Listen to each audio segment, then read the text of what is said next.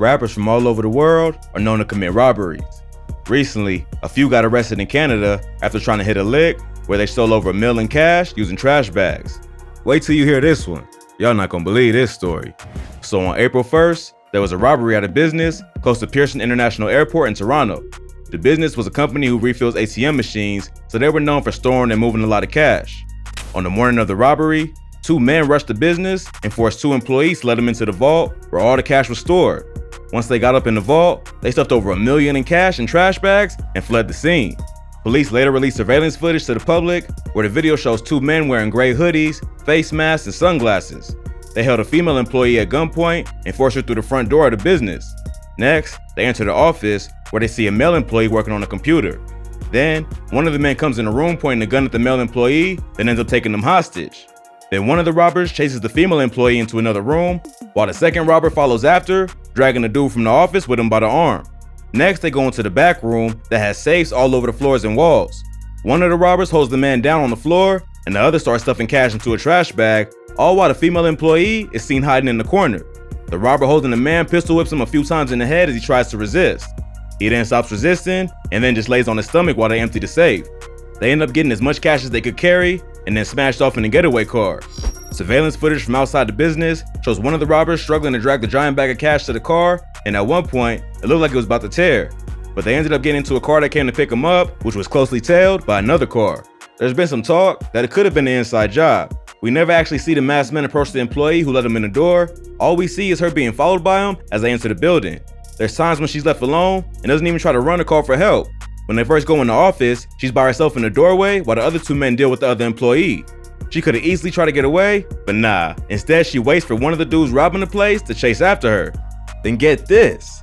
They leave her by herself again when they're in the bank vault as she just hides in the corner near the door while the robbers fill up the trash bag with cash and have their backs to her.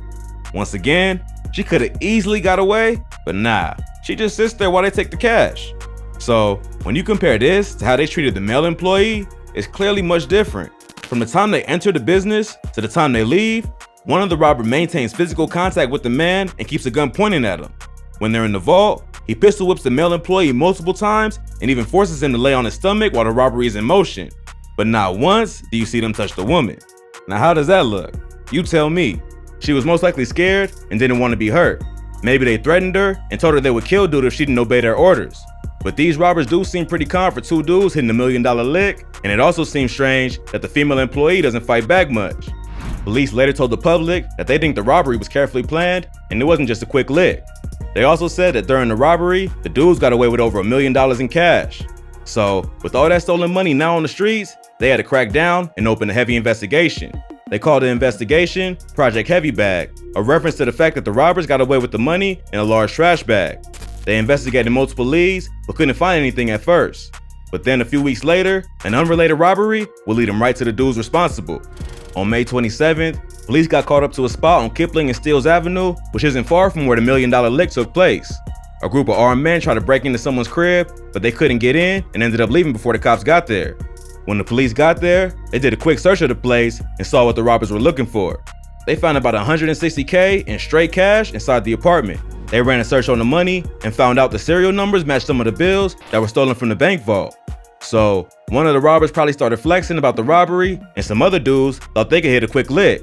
But something scared them off, and it was enough to lead police right to the stolen cash. Because of this, police were able to arrest 4 men involved in the robbery.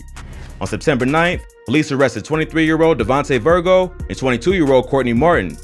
During the arrest, they also found a fully loaded 9mm handgun with an extendo and 22 bullets.